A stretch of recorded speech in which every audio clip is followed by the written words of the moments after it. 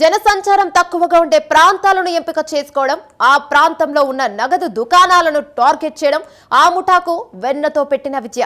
Keesara police station పరిధిలో ఉన్న ఆ నగదు దుకాణాన్ని అదే విధంగా లూటీ చేయాలని ప్రయత్నించిన ఆ ముఠా ప్రయత్నం వెడిసికొట్టింది.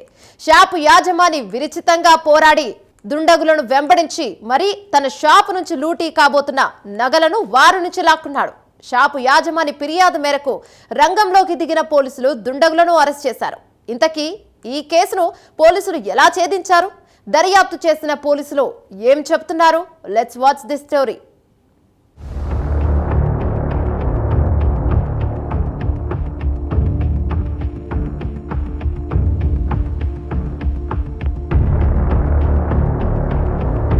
కీసర పోలీస్ స్టేషన్ పరిధిలో ఈ నెల 2వ తేదీన సాయంత్రం జరిగిన దోపిడీ కేసును పోలీసులు ఛేదించారు. నగల దుకాణంలో దోపిడీకి పాల్పడ్డ ముఠాను మల్కాజ్గిరి ఎస్ఓటీ కీసర పోలీసులు అరెస్ట్ చేశారు. నిందితులను అదుపులో తీసుకుని విచారించిన పోలీసులకు అనేక ఆసక్తికర విషయాలు తెలిసాయి. ఈ కేసులో మొత్తం 4 నిందితులను గుర్తించారు. 4గురిలో 2 నిందితులు కస్టమర్ల వలె డ్రామా ఆడుతూ మరో 2కి సమాచారం అందిస్తూ ఉంటారు. సమాచారం అందుకున్న వెంటనే రంగంలో దిగుతున్న మరో 2 నిందితులు దోపిడీలకు పాల్పడుతున్నారు.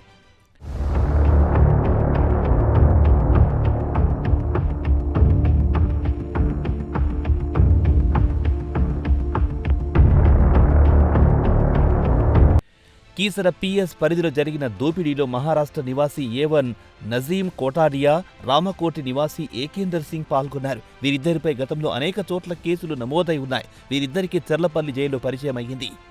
వీరిద్దరూ మరో 2ని చేరదీశారు. A3 మొహమ్మద్ సైఫలీ, A4 రాజేందర్ సింగ్తో జత కట్టారు. మొత్తం 4 కలిసి నగరంలోని అనేక జ్యువెలరీ షాపులను రెక్కి నిర్వహించారు. రద్దీ తక్కువగా ఉండే ప్రాంతమైన కీసర పోలీస్ స్టేషన్ పరిధిలోని నాగారంలో బాలాజీ జ్యువెలరీ షాప్ని ఎంపిక చేసుకున్నారు.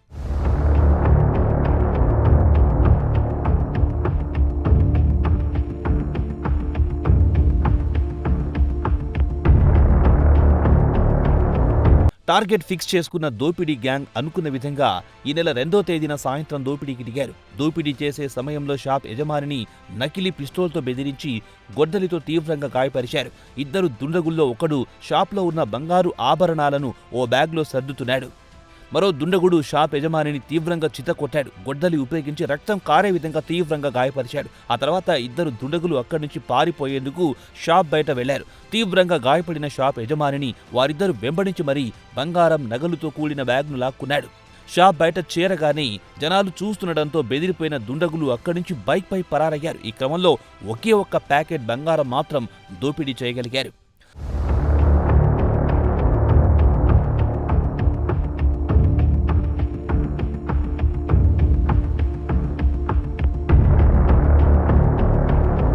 షాప్ యజమాని నుంచి ఫిర్యాదు అందుకున్న వెంటనే రంగంలో దిగిన పోలీసులు దర్యాప్తు ప్రారంభించారు. సీసీటీవీ ఫుటేజ్ పరిశీలించిన ప్రత్యేక పోలీస్ బృందాలు నిందితులను గుర్తించి అదుపులో తీసుకున్నాయి. ఈ కేసు వివరాలను మల్కాజ్గిరి డీసీపీ శ్రీధర్ వెల్లడించారు. A1 Nazeem కోటాడియా, A2 ఏకేందర్ Singh, A3 Saif అలీపై గతంలో కూడా ఇలాంటి కేసులున్నాయని తెలిపారు. A4 రతన్ సింగ్ ని గుడి మల్కాపూర్ రౌడీ షీటర్ గా గుర్తించాలని డీసీపీ శ్రీధర్ తెలిపారు. A2 వచ్చేసి ఏకేందర్ Singh, A3 Mohammed Saif, A4 Rajender Singh, A5 Ratan Singh. దీంట్లో A1 ఎవరైతే ఉన్నారో ఈ నజీం అజీజ్ అని గతంలో చాదర్గట్ అదేవిధంగా మేడ్చల్ పోలీస్ స్టేషన్ల పరిధిలో సిమిలర్ అఫెన్స్ గోల్డ్ జ్యువెలరీ షాప్కి వచ్చి అక్కడ కూడా దోపిడీ చేయడం జరిగింది. ఆ 2 కేసుల్లో అరెస్ట్ అయి జైలుకి వెళ్ళాడు.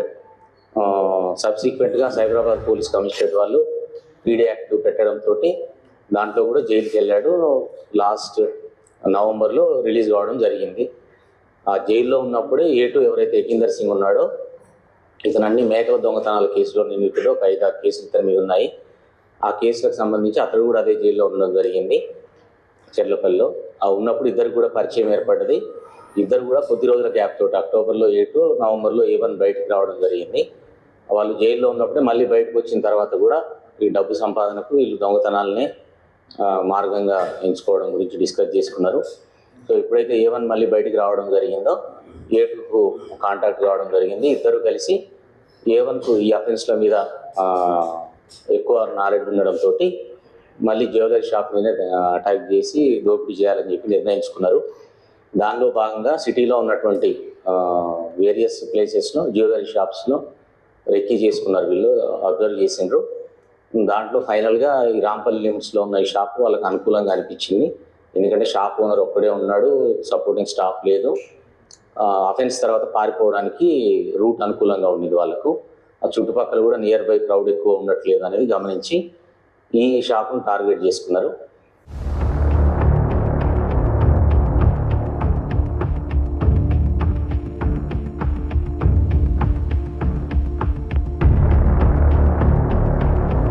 టార్గెట్ ఫిక్స్ చేసుకున్న దుండగులు ఆ తర్వాత ఆయుధాలు సమకూర్చుకునే పనిలో పడ్డారు. ఈ నిందితులంతా ఆయుధాలను ఏ విధంగా సమకూర్చుకున్నారు, ఎక్కడి నుంచి ఆయుధాలు కొనుగోలు చేశారనే విషయాలను డీసీపీ శ్రీధర్ వివరించారు. దోపిడీ చేసిన తర్వాత పట్టుబడకుండా ఉండాలంటే ఏం చేయాలని ఆలోచించి సదాశివపేటలో ఓ బైక్ను కూడా చోరీ చేసి తనతో తెచ్చుకున్నారని డీసీపీ వెల్లడించారు. చేసుకున్న తర్వాత దాని గురించి అని చెప్పేసి పూర్తి ప్రణాళిక ప్రకారం దానికి సంబంధించిన ఆయుధాలను ఓల్డ్ సిటీలో మామూలుగా స్ట్రీట్ వెండర్స్ దగ్గర కొనుగోలు చేయడం జరిగింది. 2 నైఫ్స్, ఒక యాక్స్, అదేవిధంగా ఒక డమ్మీ పిస్టల్ కూడా కాచిగూడలో పర్చేజ్ చేశారు. అది లైటర్గా వర్క్ చేసే పిస్టల్ అది. సో వీటన్నిటిని పర్చేజ్ చేసి పెట్టుకొని తదుపరి ఈ అఫెన్స్ చేయడం కొరకు కూడా బైక్ తెలిసిన వాళ్ళ దగ్గర బైక్ అయితే మనం ఐడెంటిఫై అవుతామని చెప్పేసి దీని గురించి ఒక బైక్ దొంగతనం చేసినారు. దాని గురించి అని చెప్పేసి వాళ్ళు సదాశివపేటకి వెళ్ళినారు. ఎందుకంటే A2కి సంబంధించిన ఎవరైతే ఏకిందర్ సింగ్ ఉన్నాడో అతనికి సంబంధించిన ఫ్రెండ్ సదాశివపేటలో ఉంటే అక్కడికి వెళ్ళినారు. ఒక రోజు వెళ్ళి నైట్ అవర్స్లో అక్కడి నుంచి ఒక బైక్ దొంగతనం చేసి ఆ బైక్ తీసుకొచ్చారు.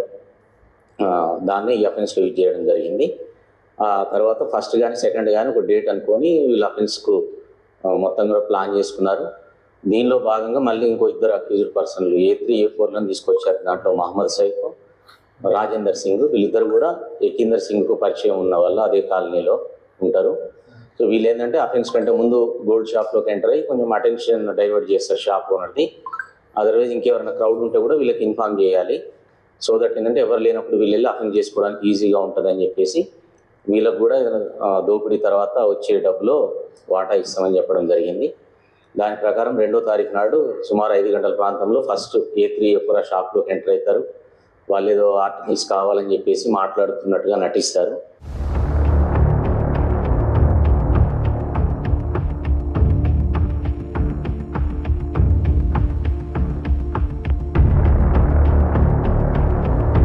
దోపిడీ జరిగిన కొన్ని రోజుల వ్యవధిలోనే దుండగులను పోలీసులు అదుపులు తీసుకోవడంతో బాధితులంతా సంతోషం వ్యక్తం చేస్తున్నారు.